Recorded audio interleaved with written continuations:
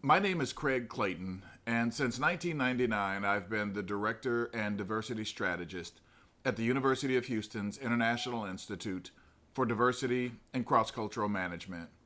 In that capacity, I've done research, consulting, training, and a lot of work around the topic of creating respectful and inclusive workplaces.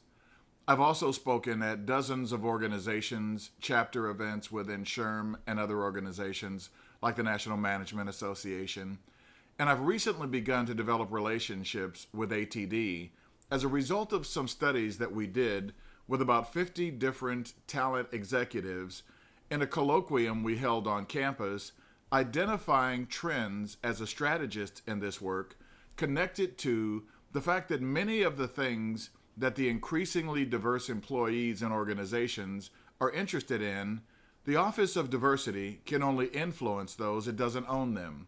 Human Resources has some oversight and responsibility, but the most significant issues that matter to the increasingly diverse employees and organizations are all owned by talent.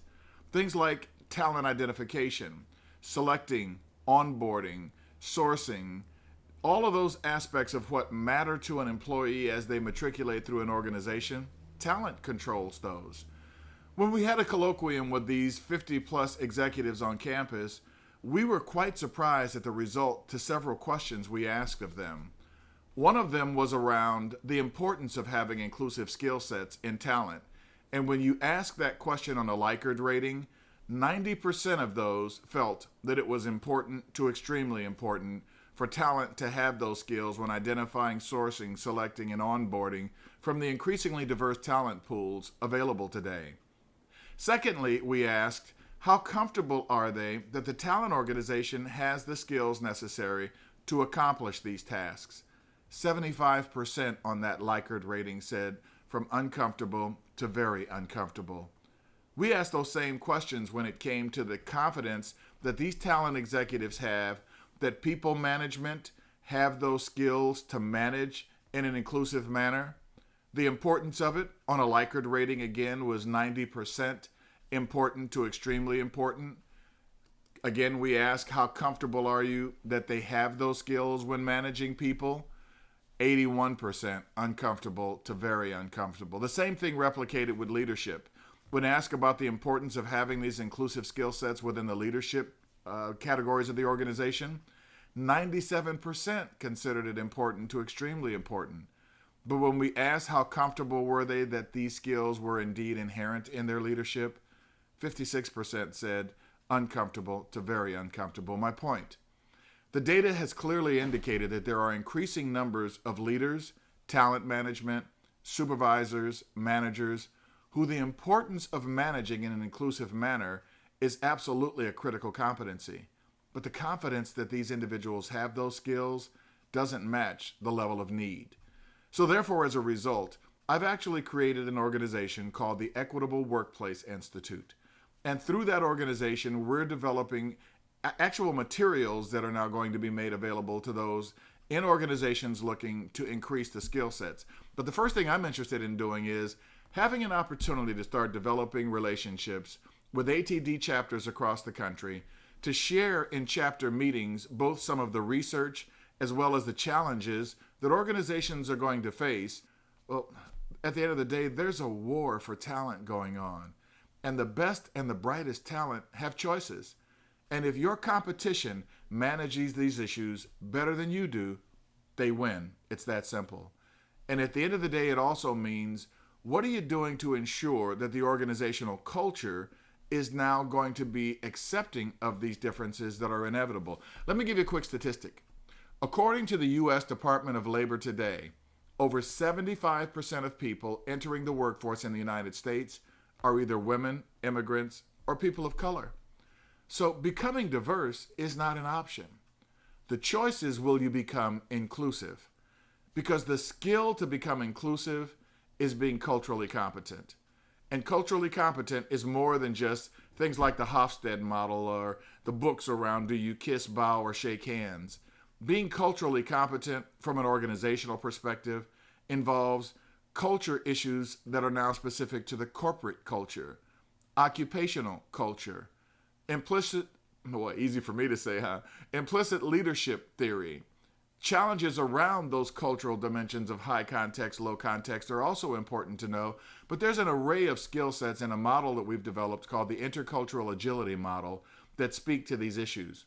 I would love an opportunity to be able to share some of these insights with your chapter, with your members, and in your organization.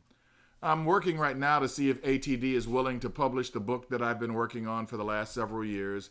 It's about 95% done relative to the manuscript. But the title of the book is called Being Tolerant is for Cowards. And at the end of the day, the leaders in organizations have to make a choice. Is your goal to be tolerant, or is your goal to develop a culture of respect? Now, I share with people all the time, I've been married now a little over 30 years. I can tell when my wife is tolerating me, it's not a good place to be. The real goal for organizations that want to be best in class and not just best practiced, and there is a difference between the two. I used to have a poster on the wall of my dorm in college that I think really defines the difference between best in class as opposed to best practiced. It showed a sled team in Alaska, 2x2, pulling a sled across the tundra. The caption under it said, "If you're not the lead dog, then the view never changes." Well, the majority of organizations are focused on being best practiced, but if you ask an executive, do they want to be best practiced or best in class? Every executive worth their salt will tell you they want to be best in class. Being Tolerant is for Cowards is the title of the book. Subtitle, Leadership Thinking to Disrupt the Status Quo with Purpose. Allow me an opportunity to share more with you. I've got an array of topics that can be shared from the dais around this topic because things that involve your employees' effort in the workplace are critical and they have to feel valued and respected in order to give you that effort. Topics such as, I quit, but I just haven't told you yet. And unfortunately, there are many organizations that have people, they come in every day, collect a check, and simply go home. Bullying in the workplace is happening at rampant levels. I've developed an inclusion model that allows me to connect the level of derailing behaviors happening in organization to dollars and cents and to earnings. So I walked an organizational leadership team through this conversation just this past week. And with 40,000 employees in a global organization, the fiscal impact for them is upwards of $400 million a year from a bottom line perspective. And when you gross up that $400 million based on their being in an environment that was operating on about an 18% net, that was the equivalent of billions of dollars in revenue connected to that money at a bottom line level that was $400 million.